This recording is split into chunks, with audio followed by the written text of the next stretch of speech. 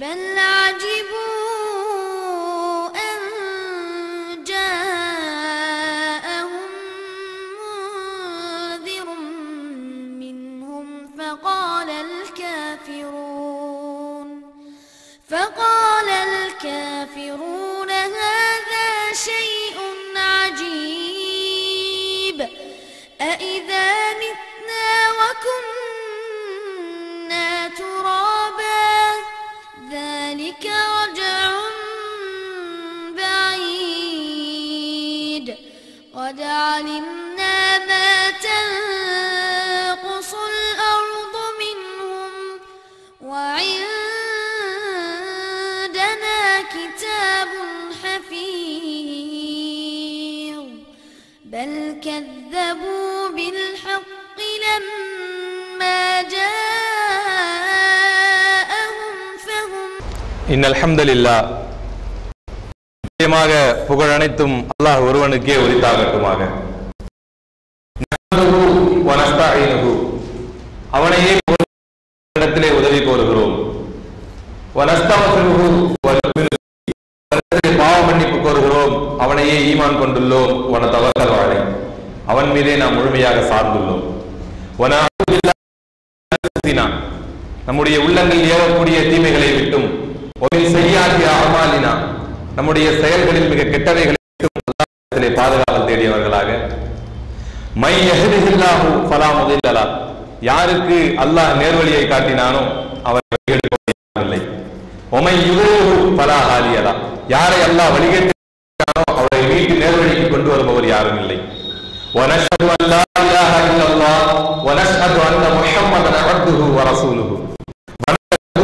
ஒரே இறைவன் அல்லாஹ் மட்டும்தான் என்று சாட்சியம் கூறியவர்களாகவும் பின்பற்ற தகுதியான ஒரே முன்மாதிரி அவனுடைய அவர்கள் மட்டும்தான் என்று சாட்சியம் கூறியவர்களாகவும் قال تعالى في القرآن الكريم أعوذ بالله من الشيطان الرجيم يا ربكم الذي خلقكم من نفس واحدة وخلق منها زوجها وبث منهما رجالا كثيرا ونساء واتقوا الله الذي تساءلون به والأرحام إن الله كان عليكم رقيبا.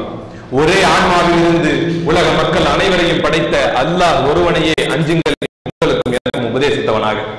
قال نبينا صلى الله عليه وسلم إن أصدق الحديث كتاب الله. வார்த்தைகளில் மிக உண்மையான வார்த்தை அல்லாஹ்வுடைய வேதம் திருமறை குர்ஆன். وخير الهدي هدي محمد صلى الله عليه وسلم. வழிமுறைகளில் மிகச்சிறந்தது அல்லாஹ்வுடைய தூதர் ஸல்லல்லாஹு அலைஹி வஸல்லம் அவருடைய வழிமுறை. ஷர்ருல் உமூரி முஹ்தஸாத்துஹா. செயல்முறைகளில் மிக கெட்டது மார்க்கத்தில் புதிதாக உருவாக்கப்படக்கூடியவை. இன்ன குல்ல முஹ்தஸத்தின் பிதஆ. புதிதாக உருவாக்கப்படக்கூடிய ஒவ்வொன்றும் பிதஆ. வ குல்ல பிதஅத்தின் தலாலா. ஒவ்வொரு பிதஅத்தும் வழிகேடு. வ குல்ல தலாலத்தின் ஃபின்னார். ஒவ்வொரு வழிகேடும் நம்மை நரகத்தின் பால் கொண்டு சேர்க்கும் என்று அல்லாஹ்வுடைய தூதரின் வழிமுறையின் அடிப்படையில் என்னுடைய உரையை ஆரம்பம் செய்கிறேன். ரசூலுல்லாஹி ஸல்லல்லாஹு அலைஹி வஸல்லம் அவர்களுடைய சபையிலே கொஞ்சம் பேர் முன்னால் வந்து உட்காருவாங்க. அவர்கள் அல்லாஹ்வுடைய அருளுக்கு நெருக்கமானவர்கள். கொஞ்சம் பேர் சென்டர்ல உட்காருவாங்க. அவர்கள் கொஞ்சம் தள்ளி போனவங்க. கொஞ்சம் பேர் கடைசியை தேர்ந்தெடுப்பார்கள். அதாவது அரபில் ஒரு பழமொழி சொல்லுவாங்க, அல் ஆக்கில் தக்ஃபில் இஷாரா என்பதாக அரபில் பழமொழி சொல்லுவாங்க. நல்ல சிந்தனை நிறைந்தவர்களுக்கு, நல்ல சமயோஜித புத்தி உள்ளவர்களுக்கு இஷாரா அதாவது செய்கை போதுமானது என்பதாக சொல்லுவாங்க. அல்ஹம்துலில்லாஹ் சில முன்னேற்றங்கள். வயதான ரசூலுல்லாஹ்வுடைய சபையில் முதிர்ந்தவர்களுக்கு, வயதானவர்களுக்கு செவர் இருக்குது, சாஞ்சிக்கலாம். வயதானவர்களுக்கு இருக்குது. இளைஞர்கள் தன்னை ஒருபோதும் வயது முதிர்ந்தவர்கள் தான். இந்த விஷயத்துல மட்டும் இயலாமை வந்து விடுகிறது, பாவம். ஹைர் அல்ஹம்துலில்லாஹ். இன்னைக்கு ஜும்மா உரைக்குள்ள போவோம். உலகில் சாந்தியும் சமாதானமும் பரவ மறை தந்த இறைவனுக்கே மாபெரும் புகழ் அனைத்தும். மதுவை குடிக்காமல் மதுவில் குளித்து வந்த மக்கள் மத்தியில் பூரண மதுவிலக்கை அமல்படுத்தி வட்டி, விபச்சாரம், வன்கொடுமை அத்தனையும் வேறறுத்து சரீரத்தால் இறந்தாலும் செயல்களால் நம் மத்தியில் என்றென்றும் உயிரோடு வாழும் அண்ணல் நபி ஸல்லல்லாஹு அலைஹி வஸல்லம் அவர்களை போற்றி புகழ்ந்தவனாய் என்னுடைய ஜும்மா ஆரம்பம் செய்கிறேன். பொதுவாகவே நபி ஸல்லல்லாஹு அலைஹி வஸல்லம் அவர்களுடைய காலத்துக்கு பிறகு ரசூலுல்லாஹி ஸல்லல்லாஹு அலைஹி வஸல்லம் அவர்கள் நம்மை விட்டு மரணித்த பிறகு மார்க்கத்தை பரப்பக்கூடிய வழிகள், மீன்ஸ் ஆஃப் தாவா, பரப்பக்கூடிய வழிகள், எந்தெந்த வழியில் எல்லாம் இந்த மார்க்கத்தை சொல்லலாம், எப்படி எப்படி எல்லாம் மக்களுக்கு இந்த பிரச்சாரத்தை எடுத்து வைக்கலாம் என்ற வழிமுறைகள் பெருகி போயிருக்கிறது. ரசூலுல்லாஹ் காலத்துல பாத்தீங்கன்னா குறைந்தபட்சம் வாங்க குர்ஆன் டிரான்ஸ்லேஷன் படிங்கன்னு கூட கொடுக்க முடியாது. ஏன் கொடுக்க முடியாது? ரசூலுல்லாஹ் காலத்துல குறைந்தபட்சம் இந்தாங்க குர்ஆனை படிங்கன்னு கூட தர முடியாது. ஏன் தர முடியாது? ரசூலுல்லாஹ் காலத்துல குர்ஆனே கிடையாது, தொகுக்கப்பட்ட வடிவத்தில் குர்ஆனே கிடையாதுங்கிறதுனால குறைந்தபட்ச தாவாவாக நாம் செய்யக்கூடிய திருமறை குர்ஆனை பரிசீலிக்கக்கூடிய வேலையை கூட செய்ய முடியாது என்ற ரசூலுல்லாஹ் காலத்துல குர்ஆனும் கிடையாது. ரசூலுல்லாஹி ஸல்லல்லாஹு அலைஹி வஸல்லம் காலத்தில் தொகுக்கப்பட்ட வடிவில் குர்ஆன் கிடையாது. ரசூலுல்லாஹி ஸல்லல்லாஹு அலைஹி வஸல்லம் காலத்தில் டிவி கிடையாது, வெப்சைட் கிடையாது, போன் கிடையாது, எஸ்எம்எஸ் கிடையாது, இமெயில் கிடையாது, பொதுக்கூட்டங்கள் கிடையாது, பிட் நோட்டீஸ்கள் கிடையாது, தெருமுனை கூட்டங்கள் கிடையாது. ஆனால் இவை அத்தனையும் உள்ள நம் காலத்தை விட அல்லாஹ்வுடைய தூதர் ஸல்லல்லாஹு அலைஹி வஸல்லம் காலத்தில் நம்மை விட வேகமாக மார்க்கம் வளர்ந்தது. எல்லாம் நம்மகிட்ட இருக்கு. எப்படி எப்படி எல்லாம் இன்னும் சொல்ல போனால் இறுதியாக ஒரே ஒரு விஷயம், இந்தியாவுடைய அரசியல் அமைப்பு சட்டமே every citizen of India has got the right to profess, propagate, practice his religion. 3 Pன்னு சொல்லுவாங்க இந்தியன் கான்ஸ்டிடியூஷன். இந்தியாவுடைய அரசியல் அமைப்பு சட்டப்படியே freedom of religion, மத சுதந்திரத்தை பொறுத்த வரைக்கும் every citizen of India has got the right to practice, profess, propagate. தானும் மார்க்கத்தை அனுபவிக்கலாம், அதை தானும் செயல்முறை செய்து பார்க்கலாம், தான் ஏற்றுக்கொள்ளலாம், செயல்முறைப்படுத்தலாம், பிடித்திருந்தால் தான் விருப்பப்பட்டால் he can propagate the religion, அவன் மக்களுக்கு பரப்பவும் செய்யலாம். இது அரசியல் அமைப்பு சட்டத்திலேயே அதிகாரமாக நம்ம தரப்பட்டிருக்கு. அந்த அளவுக்கு நம்ம வந்து we have got certain privileges in this India. இவ்வளவு வைத்துக்கொண்டு இது ரசூலுல்லாஹ் காலத்தில் அறவே கிடையாது. மார்க்கத்தை சொன்னால் அடி உதையை தவிர வேற எதுவும் கிடைக்காது. மசூதையும் ஆகட்டும், அபூ மூஸா அல்-அஷ்அரி ஆகட்டும் வேணாம்பான்னு சொன்னாங்க, இல்ல நான் போவேன்னு போனாரு, வாங்கின அடியில மயக்கம் வந்துருச்சு. அந்த அளவிற்கு அடி வாங்கினார்கள், வெறும் திருமறை குர்ஆனுடைய வசனங்களை ஓதி மக்களுக்கு அழைப்பு கொடுத்ததற்காக. இன்றைக்கு எல்லா சுதந்திரத்தையும் நாடு ரீதியாக, தொலைக்காட்சிகள் ரீதியாக, வெப்சைட், இமெயில் அத்தனை சுதந்திரத்தையும் பெற்ற போதும் கூட அல்லாஹ்வுடைய தூதர் ஸல்லல்லாஹு அலைஹி வஸல்லம் அவர்கள் காலத்துக்கு அது மேல ரசூலுல்லாஹ் காலத்துல இருந்ததை இன்னைக்கு பல்கி பெருகி இருக்கிறோம். முஸ்லிம்கள் எண்ணிக்கையில் அதிகமாக இருக்கிறோம். மார்க்கத்தை சொல்லக்கூடிய வழிமுறைகள் இருக்கிறோம். இன்னும் புதிதாக தெரியக்கூடிய வழிமுறைகள் எல்லாம் மார்க்கத்தை சொல்லிக் கொண்டிருக்கிறோம். இருந்தாலுமே கூட அல்லாஹ்வுடைய தூதர் ஸல்லல்லாஹு அலைஹி வஸல்லம் காலத்தில் வளர்ந்த அளவிற்கு வளரவில்லை என்றால் இன்றைக்கு இருக்கக்கூடிய நம் மார்க்கம் நடைமுறையில் இல்லாமல் போனதுதான். நம்முடைய நாவில் இருக்கக்கூடிய மார்க்கம் நடைமுறையில் இல்லாமல் போனதனால், சொல்லில் இருக்கக்கூடிய மார்க்கம் செயல்முறையில் இல்லாமல் போனதுதான் இந்த குறை ஏற்பட்டு நிற்கிறது. ரசூலுல்லாஹி ஸல்லல்லாஹு அலைஹி வஸல்லம் அவர்களுடைய காலத்தில் எப்ப மக்களோ ஒரு இயக்கம் கூட தன்னுடைய நிறைகளை உரைகளாக ஆக்கி பேசிக் கொண்டிருக்குமே தவிர, தன்னெல்லாம் சாதித்தோம், தன்னுடைய நிறைகளை உரைகளாக மாற்றிக் கொண்டிருக்குமே தவிர தன்னுடைய குறைகளை அலசி ஆராய்ந்து தீர்த்துக் கொள்வோம் என்பதற்கு முன் வருவதில்லை. அதனால் தான் அல்லாஹ்வுடைய ஸல்லல்லாஹு அலைஹி வஸல்லம் அவர்களுடைய காலத்தில் கண்ட மறுமலர்ச்சியும் கண்ட வளர்ச்சியும் இன்றைக்கு தேங்கி நிற்கிறது நம் சமுதாயத்தில். இதை பல மேடைகளில் சொல்வதனால் இந்த மேடை சொல்லிப்பான்னு எனக்கு தெரியல, தெரிந்த உண்மையான விஷயம் இன்னொரு முறைக்கு பொறுத்து கேட்டுக்கலாம். என்ன அப்படின்னா, ஒரு இளைஞர்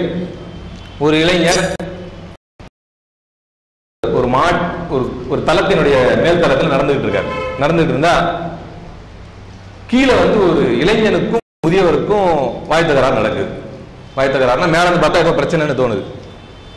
இதை பார்த்தவுடன் அவர் மேல இருந்து நிக்கிற அப்சர்வ் பண்றாரு, என்னமோ பிரச்சனை நடக்குது அப்படின்னு அப்சர்வ் பண்ணா கீழே இருக்கக்கூடிய முதியவர் அந்த இளைஞரை போட்டு திட்டுறாரு, பயங்கரமா திட்டுறாரு. இதை வந்து அந்த இளைஞன் கைகட்டி அமைதியாக கேட்டுக்கொண்டிருக்கிறானே தவிர நோ ரிட்டாலியேஷன்ஸ், திரும்ப பேசுவதோ அதற்குண்டான திரும்ப பதில் எதுவுமே சொல்லல. சரி, உடனே இந்த நபர் தூரத்திலிருந்து பார்த்துக்கிட்டே இருந்து முடிஞ்ச பிறகு அந்த இளைஞனை அழைத்து கேட்கிறார்.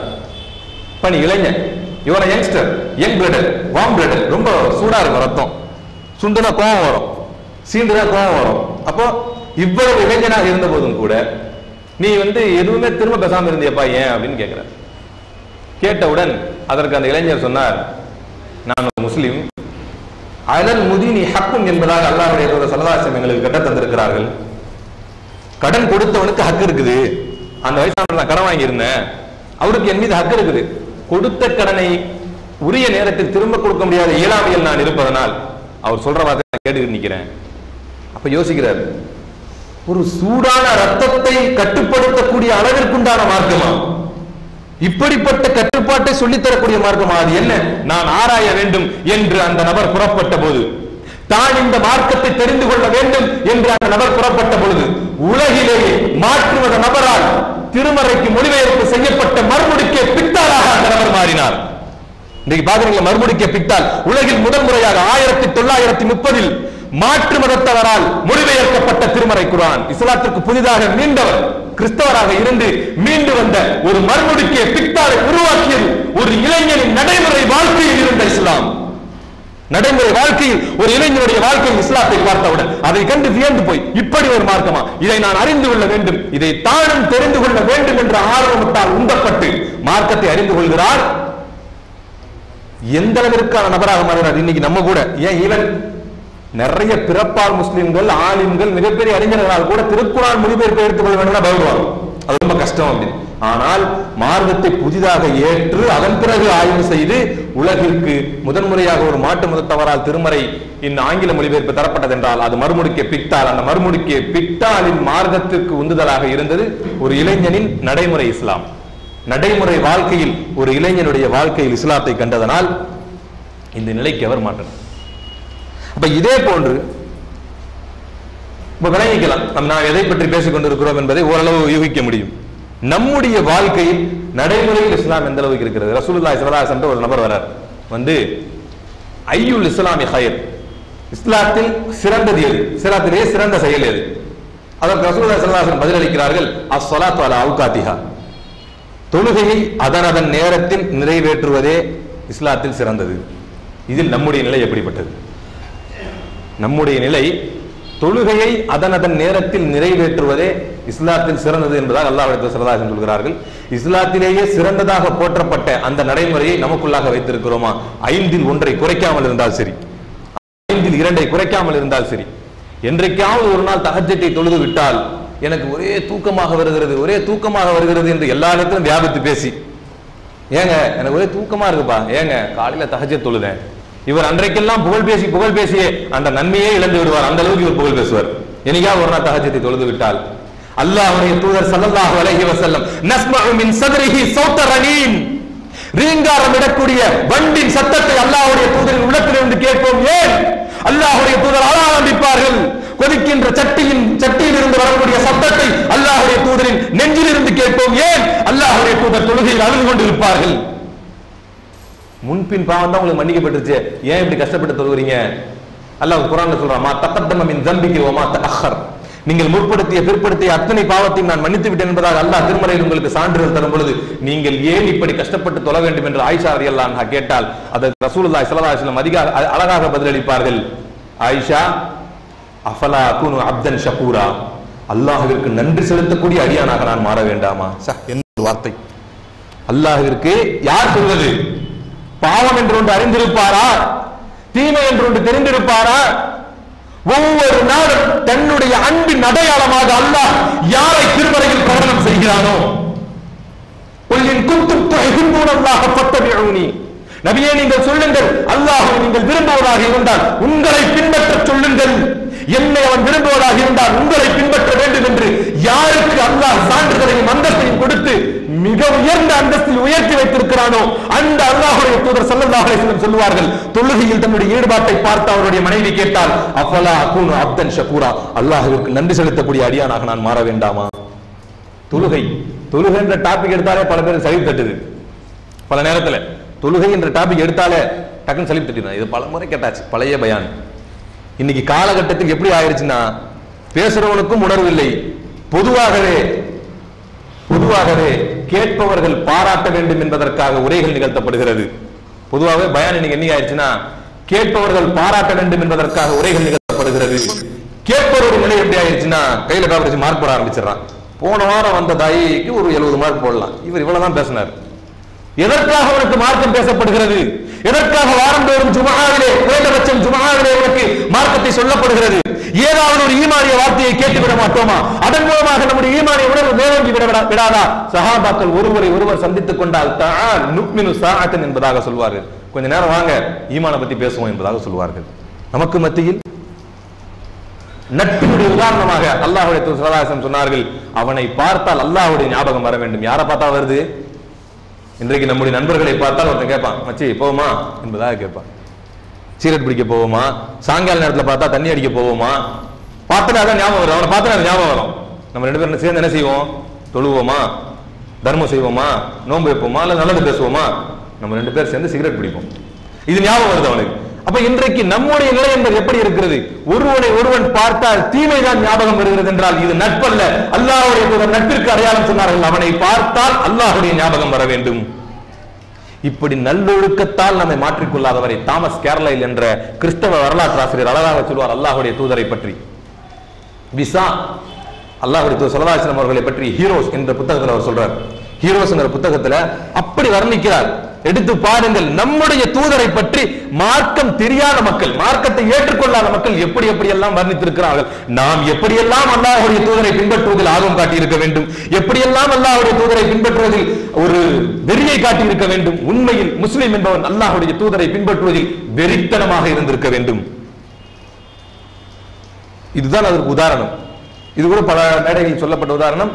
மனசு தாங்காதல் அப்ப வந்து என்ன அப்படின்னா, முஆத் இப்னு ஜபல் ரலியல்லாஹு அன்ஹு, இது வந்து சுன்னத்தின் மீது நமக்கு இருக்க வேண்டிய வெறித்தனத்தை வெளிப்படுத்திய சஹாபாக்கள். இதெல்லாம் பார்த்து நாம் படிப்பினை பெற வேண்டும். ஆயிரம் முறைகள் சொல்லப்பட்டாலும் திருமறை ஒன்றுதான், ஆயிரம் முறைகள் சொல்லப்பட்டாலும் ஹதீஸ் என்பது ஒன்றுதான். அதே அடிப்படையில் இந்த சம்பவத்தையும் கேட்டு பாருங்கள் அல்லாஹ்வுடைய நல்லடியார்களே. முஆத் இப்னு ஜபல் ரலியல்லாஹு அன்ஹு ஒரு நேரத்துல ஒரு பெரிய அரசாங்கத்திற்கு முன்னால் ஒரு உமரலிலான காலத்தெல்லாம் முஆத் இப்னு ஜபல் பெரிய கவுன்சில் ஆயிட்டார். கவுன்சில்னா என்ன, தூதுவர் ஆயிட்டார். நாட்டுக்கு நாடு போய் பேசக்கூடிய தூதுவர் மாதிரி ஆயிட்டார். அப்ப போய் ஒருத்தரோடு உட்கார்ந்து உணவு அருந்துறார். உணவு அருந்தும் போது அந்த உணவுடைய சிதறல்கள், உணவு வந்து சிதறுது, அங்க இங்க சிதறுது. சிதறுனா அவனா அதை அப்படியே விட்டான். முஆத் இப்னு ஜபல் என்ன பண்ணாங்கன்னா அதை எடுத்து கீழே இருக்கிறதெல்லாம் உணவு, ஏன் அல்லாஹ்வுடைய தூதர் கற்றுக் கொடுத்திருக்கிறார்கள், எதையுமே வீணடிக்க கூடாது, அப்படியே எடுத்து உண்ணுறார். உண்ண உடனே சபை முடிஞ்சிருச்சு. கூட இருந்தார்ல முஆத் இப்னு ஜபல், கூட அவர் தனியா கூட்டு போய் கேட்கிறாரு, எங்க பெரிய பெரிய ஆளுங்கெல்லாம் இருக்கிறாங்க, என்னங்க இப்படி அசிங்கப்படுத்துறீங்க? முஆத் இப்னு ஜபல் ரலியல்லாஹு அன்ஹு ஒரு வார்த்தையை சொன்னார்கள், இந்த மடையர்களுக்காக, இந்த வீணர்களுக்காக நாங்கள் உயிரினும் மேலாக மதிக்கக்கூடிய அல்லாஹ்வுடைய தூதரின் சுன்னத்தை விட்டு விடுவேனா? இவன் பார்ப்பான் என்பதற்காக, இவன் என்னை இழிவாக கருதுவான் என்பதற்காக, இவன் என்னை அசிங்கமாக பார்ப்பான் என்பதற்காக, இவன் என்னை ஏளனமாக பேசுவான் என்பதற்காக அல்லாஹ்வுடைய தூதரின் சுன்னத்தை விட சொல்கிறாயா என்று முஆத் இப்னு ஜபல் கேட்டாரே. அந்த அடிப்படை, அந்த பின்பற்றுதல், அந்த வெறி நமக்கு மத்தியில் வராதவரை அல்லாஹ்வுடைய தூதரின் காலத்தில் வளர்ந்த அளவுக்கு ஒருபோதும் மார்க்கம் வளரப்போவதில்லை. சஅத் இப்னு அபீ வக்காஸ் ரலியல்லாஹு அன்ஹு காலத்தில் படை நடத்தி செல்கிறார்கள். படம் நடத்திட்டு போனா அதை பார்ப்பதற்கு கைக்கலார் என்ற எதிரி தளபதி, கைக்கலார் என்ற எதிரி தளபதி சஅத் இப்னு அபீ வக்காஸ் உடைய படையை பார்த்துட்டான்னு ஒரு தூதுவர் அனுப்புறான். ஒரு ஸ்பை, ஜாசூஸ், என்ன சொல்றது, ஒற்றன் அனுப்புறான். அப்ப அவன் போய் என்ன பண்ணானா, பார்த்துட்டு வந்து கைக்கலார்ட்ட சொல்றான், என்னடா பார்த்த சொல்லு அப்படின்னா, பின் நஹாரி ஃபுர்சான் வபில்லைலி ருஹ்பான், ரெண்டே வார்த்தை. சஹாபாக்களை பார்த்து வந்து அவன் சொல்றான், என்ன பார்த்த?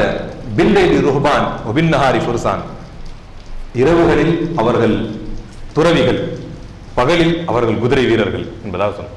பகல்ல பார்த்தா சண்டை போடுறதுக்கே பிறந்தவ மாதிரி இருக்கான், இரவுல பார்த்தா உலகத்துக்கு அவனுக்கு சம்பந்தமே இல்லாத மாதிரி அழுது தொழுதுகிட்டு இருக்கான் என்பதாக சொன்னார்.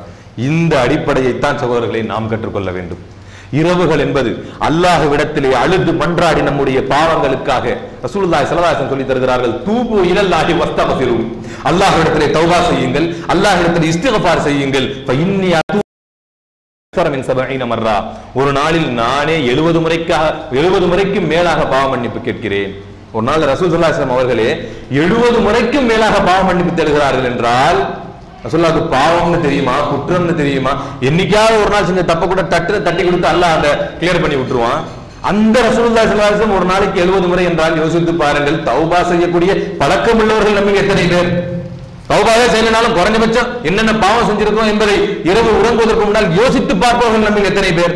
நாம நம்முடைய நிலையை திருத்திக் கொள்ளவில்லை என்றால் பேசுவது புகழை சம்பாதிப்பதற்காகவும் அல்ல, கேட்பது பேசுபவருக்கு மதிப்பெண் போடுவதற்காகவும் அல்ல என்பதை இந்த சமுதாயம் மறந்து கொள்ள வேண்டும். பேசுவது கேட்பவர்களால் புகழப்பட வேண்டும் என்பதற்காகவும் அல்ல, கேட்பது பேசுபவருக்கு மதிப்பெண் போட வேண்டும் என்பதற்காகவும் அல்ல என்பதை உணர்ந்து கொள்ள வேண்டும். அல்லாஹ்வுடைய தூதர் உருவாக்கி தந்த புனிதமிக்க மேடை இது. அல்லாஹ்வுடைய தூதர் ஸல்லல்லாஹு அலைஹி வஸல்லம் காலத்தில் ரெண்டு பேருக்கு பிரச்சனை வரும். ஒரு போர்ல பங்கு பிரிச்சு கொடுப்பாங்க. பங்கு பிரிச்சு கொடுத்தா முஹாஜிருக்கு அதிகமா கொடுத்துட்டாங்க, அன்சாரிக்கு கம்மியா கொடுத்துட்டாங்கன்றது பிரச்சனையா வரும். முஹாஜிருக்கு அதிகமா கொடுத்துட்டாங்க, அன்சாரிக்கு கம்மியா கொடுத்துட்டாங்க. தெரிஞ்சிருக்கும் உங்களுக்கு, பெரும்பான்மையான மக்கள் விளங்கி இருப்பீர்கள். தெரியாத மக்களுக்கு ஒரு விளக்கமா கொடுத்துருவோம். முஹாஜிர்கள் என்றால் யார் என்றால், மக்காவில் இருந்து இனிமேல் இஸ்லாத்தை மக்காவில் பின்பற்ற முடியாது என்ற சூழ்நிலை ஏற்பட்ட போது மக்காவை துறந்து வந்தவர்கள். இவர்கள் பெரும் முஹாஜிர்கள், மக்காவில் இருந்து மதீனாவிற்கு வந்தவர்கள். மதீனாவிலே இருந்து மக்காவில் இருந்து வந்தவர்களுக்கு உதவி செய்தவர்கள் பேர் அன்சாரிகள். ரசூலுல்லாஹ் பிற்காலத்தில் மதீனாவில் தான் இருந்தாங்க. அப்ப அந்த மதீனாவில் இருந்த போது போர் நடந்த போது போருடைய பொருட்களை பிரிச்சு கொடுக்குறாங்க. பிரிச்சு கொடுத்தா யாருக்கு அதிகமா கொடுத்துட்டாங்க? அன்சாரிகள் தனக்குள்ளாக பேசிக் கொள்கிறார்கள், ரசூலுல்லாஹ் முஹாஜிர்கள் அதிகமா கொடுத்துட்டாங்க, ஏன்னா அவங்க மக்காவாசிகள், அவங்களுக்கு ரசூல் அதிகமா கொடுத்துட்டாங்க என்ற ஒரு சலசலப்பு தான், சின்ன சலசலப்பு. உடனே ரசூலுல்லாஹ் எல்லாரையும் வாங்க பள்ளி வாங்கட்டாங்க. மிம்பரில் அமர்ந்தார்கள், மக்களுக்கு உரை நிகழ்த்தினார்கள். மக்களே, குந்தும் அலா ஷஃபா ஹுஃப்ரத்தின், நீங்கள் நரக நெருப்பின் விளிம்பில் இருந்தீர்கள். கொஞ்சம் தட்டி விட்டா விழுந்திருப்பீங்க, அப்படி நின்றுட்டு இருந்தீங்க, அந்த விளிம்பில் நின்றுட்டு இருந்தீங்க. You are on the edge of the hell fire, அந்த நரக விளிம்பின் நரகத்தினுடைய விளிம்பில் நின்று கொண்டிருந்தீர்கள். ஃபன்கதகுமுல்லாஹு பி, அல்லாஹ் என்னை கொண்டு உங்களை காப்பாற்றினான். சொல்ல கொஞ்சம் கொஞ்சமா உரை நிகழ்த்துறாங்க. மதீனத்து அன்சாரிகள் அப்படியே கண்ணிலிருந்து தாரை தாரையாக தண்ணீர் ஊற்றுகிறது. யார் ரசூலல்லாஹ், ஃபைவில் எங்களுக்கு பங்கே வேண்டாம் யார் ரசூலல்லாஹ். சொல்லிட்டாங்க, நான் மதீனா அன்சாரி, நான் அன்சாரியில் இருந்து உள்ளவன் என்பதாக அல்லாஹ்வுக்கு ஒரு உரை நிகழ்த்திய போது அந்த உரையின் வெளிப்பாடு, யார் ரசூலல்லாஹ் பங்கே எங்களுக்கு வேண்டாம், எங்களை மன்னித்து விடுங்கள் யார் ரசூலல்லாஹ் என்று அன்சார் சஹாபாக்கள் எல்லாம் அழ ஆரம்பித்தார்கள். அப்படிப்பட்ட மேடைதான் இது. இதில் பேசப்படும் ஒவ்வொரு வார்த்தையும் பேசுவது புகழுக்காகவும் அல்ல, கேட்பது மதிப்பெண் போடுவதற்காகவும் அல்ல. நமக்குள்ளாக இஸ்லாமிய ஒழுக்க புரட்சி எந்த அளவிற்கு ஏற்பட்டிருக்கிறது என்பதுதான். முருகனாக இருந்தவன் அப்துல்லாஹ் பேர் மாற்றிய நாள் ஒரு முஸ்லீம் ஆவதல்ல. எங்கோ போய் கோவிலில் நின்று கொண்டு கோவிலில் கும்பிட்டுக் கொண்டிருந்தவன் இங்கு வந்து பள்ளிவாசலில் கட்டித் தொழுதால் அவன் முஸ்லீம் ஆவதல்ல. இஸ்லாம் என்பது ஒரு மனிதனுடைய வாழ்க்கையில் ஒழுக்க புரட்சியை ஏற்படுத்தாதவரை, அவனுடைய வாழ்வியல் நடைமுறைகளின் மாற்றத்தை கொண்டு வராதவரை, இன்னமா புஇஸ்து லிஉத்தம்மிம மகாரிமல் அஹ்லாக் என்பதாக அல்லாஹ்வுடைய தூதர் ஸல்லல்லாஹு அலைஹி வஸல்லம் சொன்னார்கள். நான் அனுப்பப்பட்டதே, ரசூலுல்லாஹ்வுடைய தூதுத்துவத்தின் நோக்கமே இன்னமா புஇஸ்து, நான் அனுப்பப்பட்டதே லிஉத்தம்மிம மகாரிமல் அஹ்லாக், நற்குணங்களை பூர்த்தி செய்வதற்காக, நல்ல ஒழுக்கங்களை மக்கள் அறிந்து கொள்ள வேண்டும் என்பதற்காக, நற்குணங்களை பெற்று அதன் அடிப்படையில் மக்கள் தங்களை வாழ வேண்டும் என்பதற்காக மட்டுமே நான் அனுப்பப்பட்டேன். அப்புறம் ரசூலுல்லாஹ் அனுப்பப்பட்ட நோக்கமே அதுன்னா, அதை மட்டும் நாம் தவிர்த்து விட்டால் என்ன நடக்கும்? முஸ்லிம் என்பவன் நற்குணங்கள் நல்லொழுக்கங்கள் கொண்டவனாக அடுத்தது சொல்றார், அக்ஸருமா யுதுஹிலுன் நாஸ ஃபில் ஜன்னதி அத்தக்வா வ ஹுஸ்னுல் குலுக். ஒரு மனிதனை, மக்களை அதிகமாக சொர்க்கத்திற்குள் நுழைப்பது இறையச்சமும் நற்குணமும் தான். இறையச்சம் ஒரு கையிலும் நற்குணமும் ஒரு கையில் இருந்தால் நீங்கள் உத்தரவாதம் பெற்ற சொர்க்கவாசி என்பதை உணர்ந்து கொள்ளுங்கள். அல்லாஹ்வை அஞ்ச வேண்டும் ஒரு புறம், இன்னொரு புறம் நற்குணங்களை கொண்டிருக்க வேண்டும். இந்த இரண்டு மட்டுமே ஒரு மனிதனை சொர்க்கத்திற்குள் நுழைத்துவிடும் என்பதாக அல்லாஹ் சொல்கிறார்கள். நற்குணங்களில் நம்முடைய அளவு எப்படி இருக்கிறது என்பதை உணர்ந்து கொள்ளுங்கள். தாமஸ் கேர்லைல் என்ற வரலாற்று ஆசிரியர் சொல்லிட்டே இருந்தேன், பாதியில கட் ஆயிருச்சு.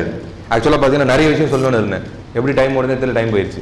இப்ப தாமஸ் கேர்லைல் அப்படிங்கிற வரலாற்று ஆசிரியர் சொல்றார், we know he steadfast in his principles, தன்னுடைய கொள்கையில் அவர் உறுதியாக இருந்தார். he built a emperor, ஒரு அரசாட்சியை உருவாக்கினார், தனக்கென்று படைகளை வைத்திருந்தார். ஆனால் இவை அத்தனைக்கும் மேலாக he was kind, he was generous, he was lenient among his brothers. அவர் குணமுள்ளவராக இருந்தார், அவர் இரக்கமுள்ளவராக இருந்தார், பிற மக்கள் மத்தியில் நேர்மையாக நடந்து கொள்பவராக இருந்தார். அல்லாஹ்வுடைய தூதரை பற்றி பிற மதத்தவர்கள் பாராட்டுகின்றனரே, நாம் அதை படித்து நம்முடைய வாழ்க்கையில் எப்போது நடைமுறைப்படுத்த போகிறோம்? நம்முடைய முன்னுதாரணங்களாக எத்தனையோ பல கலிசடைகளை வைத்திருக்கிறோம், பல நடிகர்களை வைத்திருக்கிறோம். பல மிகப்பெரிய வேதனை என்னன்னா, ஒரு நாள் திருச்சிக்கு போயிருந்தேன், டைம் ஆயிடுச்சு. ஒரு நாள் திருச்சிக்கு போயிருந்தேன், போனா யமனை வென்ற சிவனேன்னு ஒரு போஸ்டர் போட்டிருக்கு பெருசா. எப்போனா அப்ப ரஜினிக்கு வந்து உடம்பு சரியில்லாம இருந்துச்சு. அப்போ ரஜினிக்கு பயங்கரமா உடம்பு சரியில்லாம போச்சு இடையில. அப்ப வந்து திருச்சியில் நீளமான பேனர், ரஜினி நிக்கிற மாதிரி, யமனை வென்ற சிவனே அப்படின்னு பேனர். கீழே யாராலும் முஸ்லீம் பேர், வேதனை, மன வேதனை. யமனை வென்ற சிவன், இந்த ரெண்டுமே இவனுக்கு சம்பந்தம் கிடையாது. இவன் மதத்தில் இருக்குதா யமனும் சிவனும்? அப்படியே பார்த்தா கூட யமனை வென்ற சிவன் அப்படின்னா சிவனுடைய ஆவி எடுப்பதுக்கு யமன் வருவாரா? லாஜிக் இருக்குதா இல்லையா? சிவன் யமனுக்கு மேல உள்ள அத்தாரிட்டியா இல்லையா? புரியுதா இல்லையா? உங்க முகத்தை பார்த்தா புரியாத மாதிரி தெரியுது எனக்கு. புரியுதா இல்லையா? யமன் கீழே தானே, சிவனுடைய யமன் இருக்காரு. அப்ப யமனை வென்ற சிவனேன்னு சொல்றதுக்கு லாஜிக்கே இல்லையா? அங்க லாஜிக் இருக்குது? அங்க கிடையாது. ஏன்னா சிவன் சொல்றதை கேட்டுதான் யமன் நடக்கணும். அப்படித்தான் அவர் ஹையர் அத்தாரிட்டி. இவன் போட்டிருக்கான் போர்டு, யமனை வென்ற சிவனே, கீழே முஸ்லீம் பேரு. இதுதான் நம்முடைய நிலை. யார் யாருக்கெல்லாம் தகுதியோ இல்லையோ, யார் யாரெல்லாம் பூரண மெதுவிலக்கு. கொஞ்ச நாளைக்கு முன்னால காந்தி ஜெயந்தி அப்போ காந்திக்கு மாலை போட வந்தாங்க. கீழே பார்த்தேன் ஒரு வாசகம் இருந்துச்சு, தங்கத்திற்கு தாலிக்கு தங்கம் தரும் தமிழக அரசே, தமிழச்சி தாலியருக்கும் மதுவை உடனடியாக தடை செய். இது காந்தி தேசமா பிராந்தி தேசமா எல்லாம் கேட்கிறாங்க. இவ்வளவு இருந்தும் இவர்களால் மதுவிலக்கை கொண்டு வர முடியவில்லை. நான் ஸ்டார்டிங்ல உரை ஆரம்பிக்கும் போது சொன்னேன், மதுவை குடிக்கவில்லை, மதுவில் குளித்து வந்தார்கள். அந்த மக்கள் மத்தியில் பூரண மதுவிலக்கை அமல்படுத்தி காட்டிய ஒரே வெற்றி வீரர் அல்லாஹ்வுடைய தூதர் ஸல்லல்லாஹு அலைஹி வஸல்லம் அவர்கள் மட்டும்தான். அவன் குடிக்கலங்க, நம்மால் குடிக்கிறான், அவன் குடிக்கல, மதுவில் குளித்து வந்தார்கள். ஆனால் அந்த மக்கள் மத்தியில் பூரண மதுவிலக்கை கொண்டு வந்தவர்.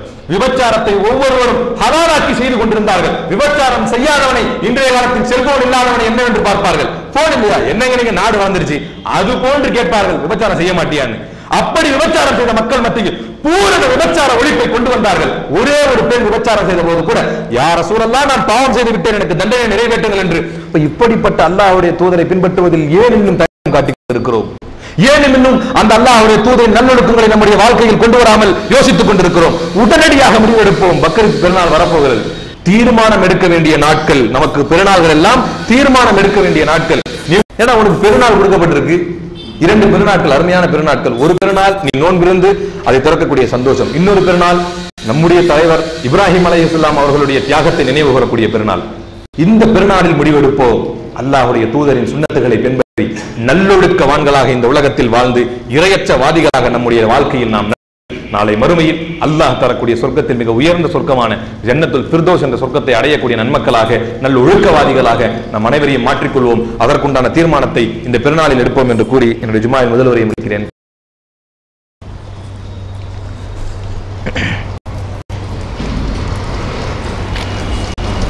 அன்பிற்கினிய இஸ்லாமிய சகோதரர்களே,